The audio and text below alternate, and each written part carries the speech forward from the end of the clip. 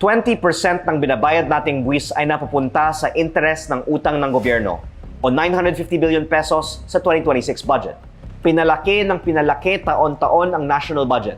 Pero sa halip na lumakas ang ating ekonomiya, bumagsak ang GDP growth at foreign investment, tumaas ang unemployment at presyo ng mga bilihin at lampas na sa 60 pesos ang isang dolyar. At ngayon, idineklara ng gobyerno na tayo ay nasa state of national energy emergency. Pero sa halip na tugunan ng gobyerno ang pagtaas ng presyo ng langis, nagbabayad pa tayo ng buwis para sa utang ng gobyerno.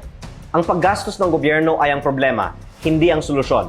Kaya ang dapat tutukan ay ang pagputol ng mga gastusing hindi kailangan, kabilang ang halos 23 billion pesos sa pag-host ng ASEAN Summit, 28 billion pesos sa traveling expenses, 14 billion pesos sa representation expenses, 11.6 billion pesos sa confidential and intelligence funds, 2.46 billion pesos sa Presidential Communications Office, at ang bilyon-bilyon piso pang ginagastos para sa social media trolls. At dahil kaya namang magtipid ang gobyerno, aprubahan na rin ang aking panukalang batas na ibaba ang VAT sa 10% upang mapagaan ang pasanin ng taong bayan.